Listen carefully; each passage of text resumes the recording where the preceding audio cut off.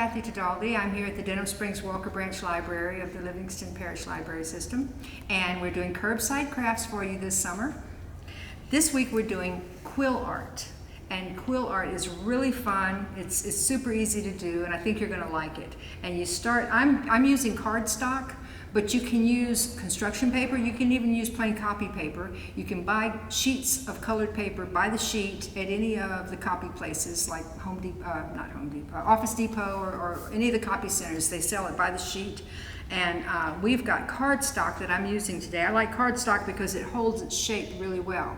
And we're going to be providing you, if you come and get a bag for this project, we will have strips cut in it. But I'm going to show you how you can do it at home.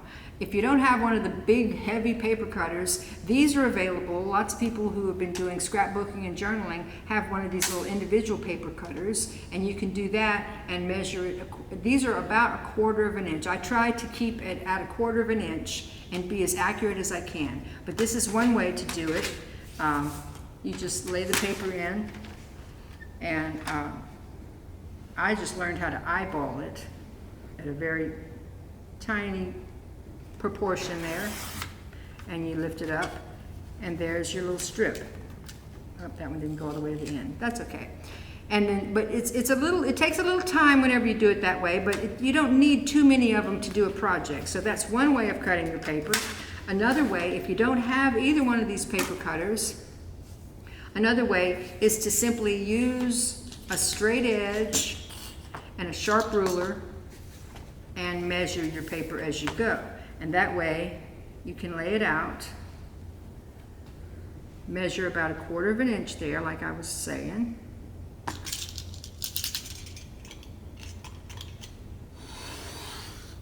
Also, when you do it this way, you can do through several thicknesses at once and cut more paper at a time. So it is possible to do this at home just with pretty much what you have around the house. If you have a real steady hand, you can cut it with scissors, but you want the pieces to be nice and uniform. So that is how you get your strips. Like I said, we'll be providing some in the package that we send. And then now, if you go online, you're going to find that there's all sorts of quilling supplies to be had. And boy, you can really spend a lot of money doing that. But all I need is a toothpick. A toothpick is all that it really takes to make these little twisted up swirls and spirals. So let me show you how I do it. I'm going to make a few, and then I'm going to show you how to make the shapes that you can use to glue together. You take your strip and you have your toothpick, and you put your finger behind it and just kind of curve it a little bit. You just go out once and curve it a little bit, and that way it has more of a tendency to grip the toothpick. So you press it around the toothpick and you just start spinning it. And at any point in time, either the toothpick will fall out or you can take it out, and you just keep rolling that paper between your fingers. Nice and tight. You want it as tight as you can get it to start with. You're going to loosen it up after you get to the end. But this is what you're going to end up with. A very tightly rolled little spiral. You see? And then when you let go of it, it gets a little bit bigger. You're kind of aiming for something about the size of a nickel. Maybe a dime, maybe a quarter, depending on what you want to make with it. But when it gets to be about the size you want it, you take a little white glue. I am using the end of a skewer, but you could also use another toothpick and put just the tiniest little dot of glue on the inside or the end of that paper strip and press it against your little circle. And you're going to sit it down and let it dry. Oh, now, that's very common. It wants to pop off, but as the glue dries a little bit, like if you see that it's not sticking, it's popping off, just give it a few seconds and it gets more tacky and it'll hold. When it gets a little more tacky, it'll hold its place better. It'll stick together better. So let's go ahead and use this one that I just made. Once again, you run it across your finger. You just run it between the toothpick and your finger to give it a little bit of curve to get you started. And then you roll it around the tip of the toothpick. A toothpick is nice because it slides off easily. And then you just roll it and roll it and roll it.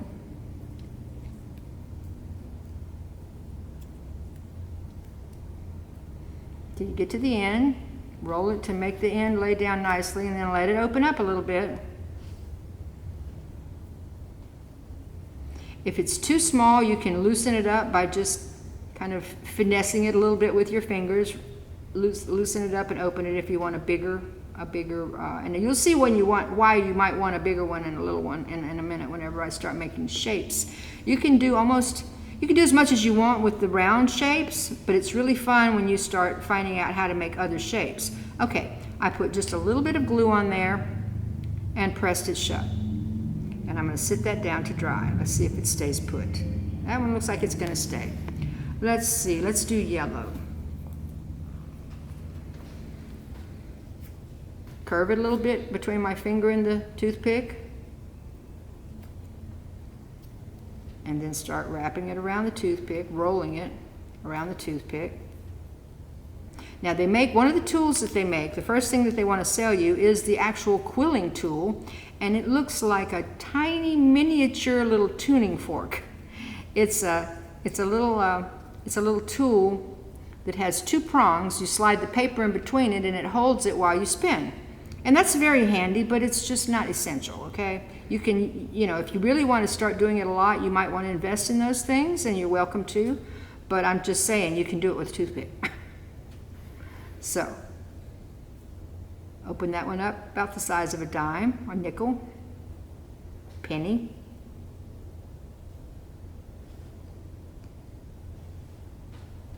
Little dot of glue in there. Now let me tell you a little, if you don't have any Elmer's glue at home, my mom taught me when I was a little kid how to make flour paste glue. You just take water, you take flour and you add a little water to it, and then you add a little more water and a little more water, and you put a sprinkle of salt in it. And it makes glue that you can do craft projects with. We decorated our whole Christmas tree that year with a paper chain that we used flour paste. So you could do that for this too if you absolutely don't have any glue at home at all. So I have some already made, and I'm going to show you, in addition to, oh, and also if you want a really small piece, all in the world you do is you cut your paper strip in half, or even in thirds if you want a really small one. You just cut it, start with a smaller piece of paper, and you end up with a smaller finished product. Really, you're only just starting it on the toothpick and then doing it between your fingers for the rest of the way anyway. If you have a little quilling tool, you don't have to do the fingers part. You just do the whole thing and then it slides off the end. But this works fine for me. Little glue on the tip end. You see you've got a much smaller circle to work with there. I've got some of those already made. Now I'm going to show you some of the ways to make shapes. If you notice on my butterfly, they're not all circles. That's going to be the center of a butterfly. And the way that I made that was you take the circle and you pinch it on one side, you pinch it on both sides together at once. And when it bounces back out, you have a diamond shape. When you glue it down, it's going to flatten itself against the paper. If you want a teardrop shape, you just pinch it at one end,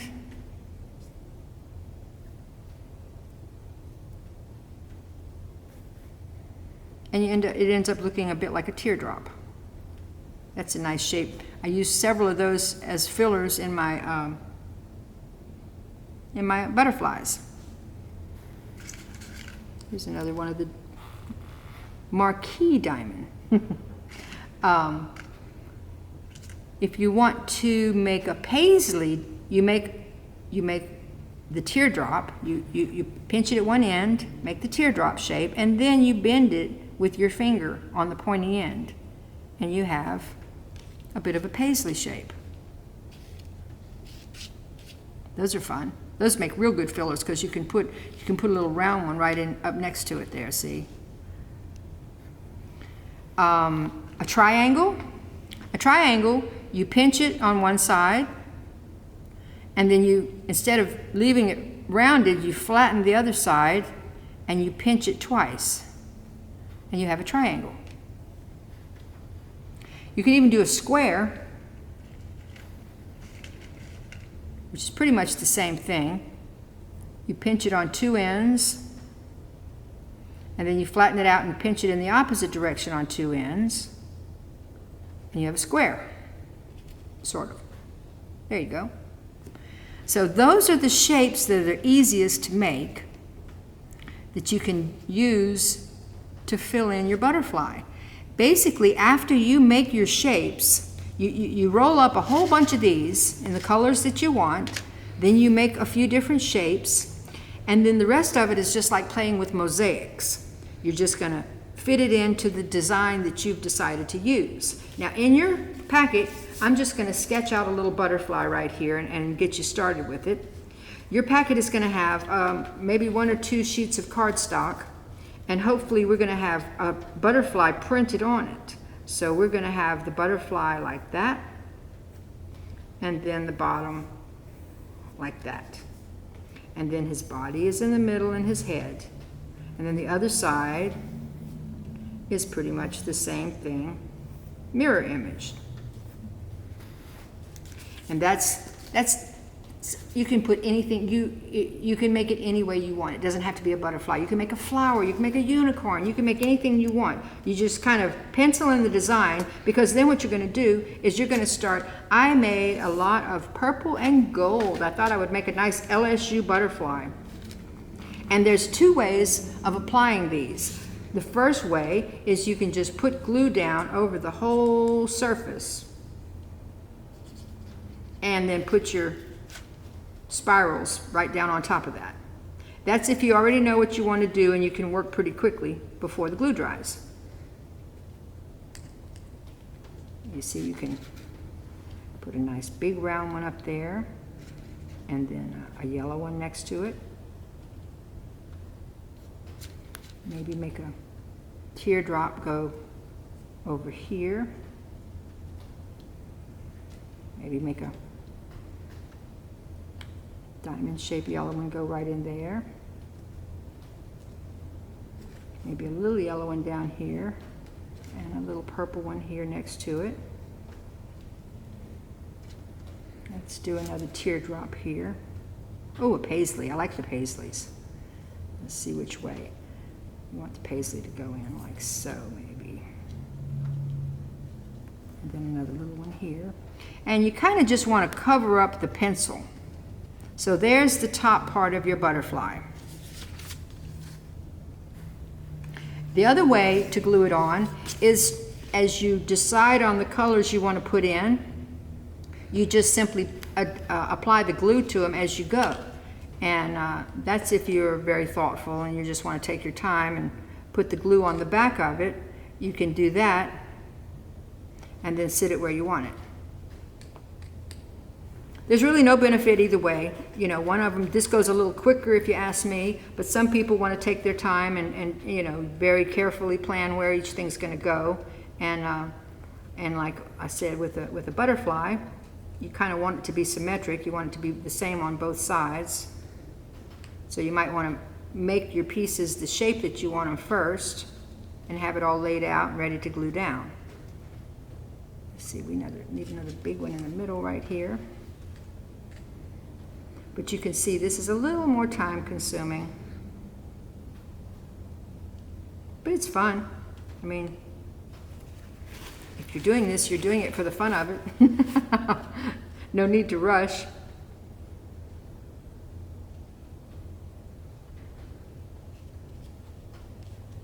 Let's see, we need another paisley right here.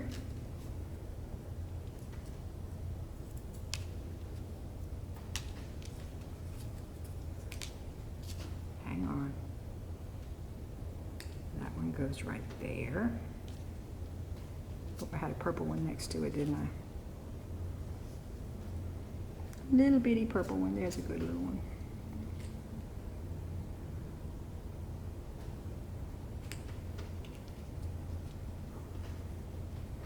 Two more. Paisley on the outside. Right there.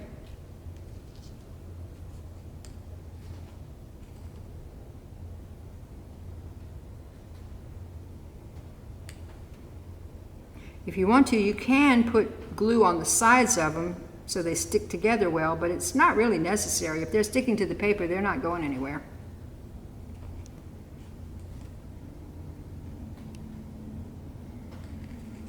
All right, so the top is done. Let's see about the bottom.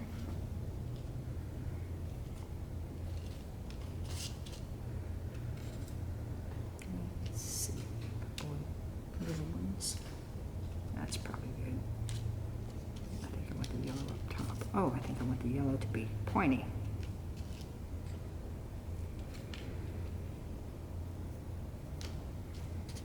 So the yellow, those two will go right there. I think I'm going to put the glue down because I like the fact that it goes faster that way.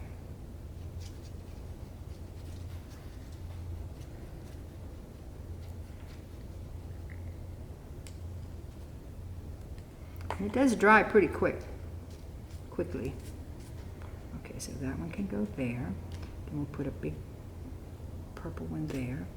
We'll put a squinchy purple one on the side of it. A little bit of yellow one right there.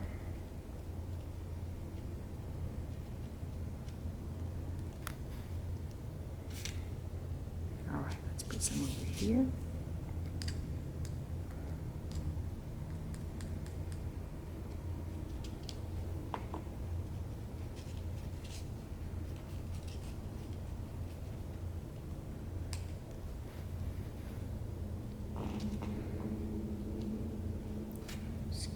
There's a squinchy purple one. That'll work.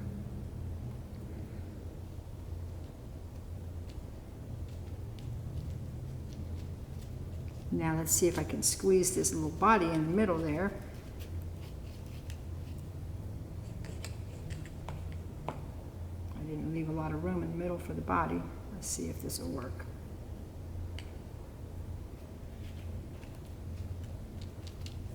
And a little brown head. Oh, I do have a little brown head. Right there it is. Oh, I want to show you how to make the antennas. They're not quite a spiral.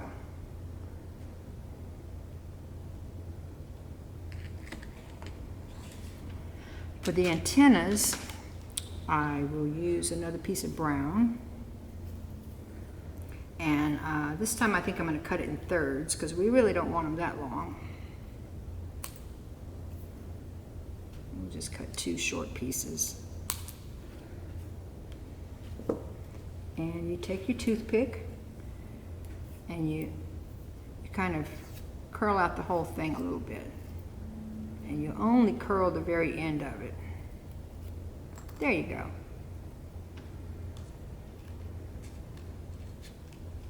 That's still a little bit long. We're going to cut it off some more. If it's too curly, you can just go back the other direction with it and straighten it out. No, not too much. Now, you put your glue just on the edge of it whenever you want to do something that's just one sheet of paper width and you want it to stand up. You just glue the very edge of it and you lay it down on the paper. And that ought to be enough to hold it. And we're going to do one for the other side in the other direction. Up your head.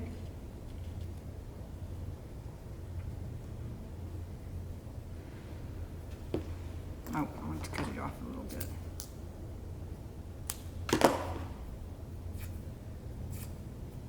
And just curl up the end a little bit. Oh, this time it's going that way, so we're going to put the glue on this side.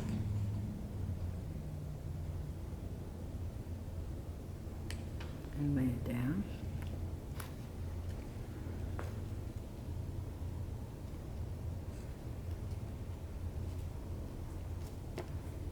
Now, you can wrap a piece of paper around the entire thing and glue it to it, or you can leave it open.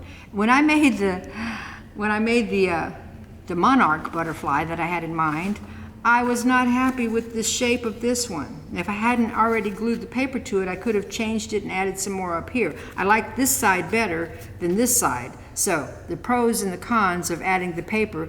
This one looks really cute with the paper around it. I like it on that one. On this one, I preferred it without the paper. So it's really a personal choice if you want to wrap the paper around it or not.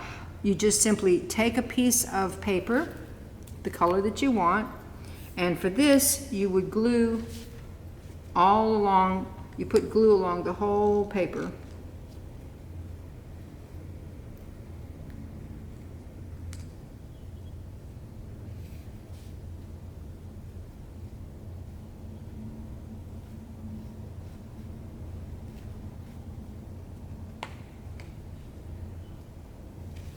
And you simply border your, oop, there went the antenna. Well, I'm going to glue it back on after I put this paper. I should have put the paper edging on first. Sorry, guys. You just surround your butterfly in it. Everywhere that it touches with the glue, it's going to stay put.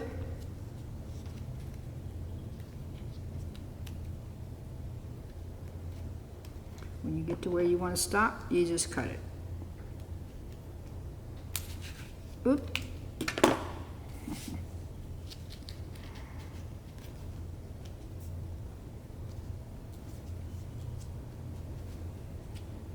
Now let's put that antenna back down where it goes. See if we still have enough glue to do that. I think so.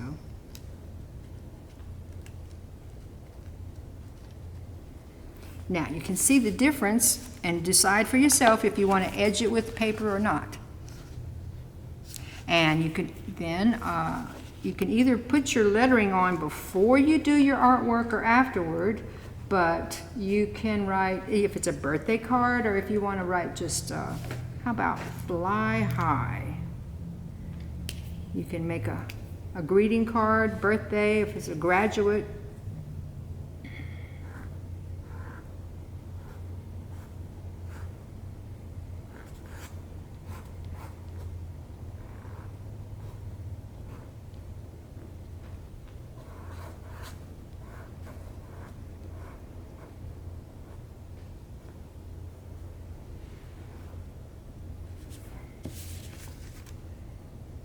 Or anything that you want your message to be. And then of course you can open it if it's a card, or if you want to just make some wall art out of it. This is the way that we play around with our paper and make quill art. So I hope you have enjoyed this project. I hope yours comes out wonderful, and mainly I hope you have a lot of fun with it, because it's a real fun craft to do, and you can come up with all sorts of creative ideas as to what you'd like to make out of it. So thank you for listening today. Be safe, be happy, and remember to keep reading.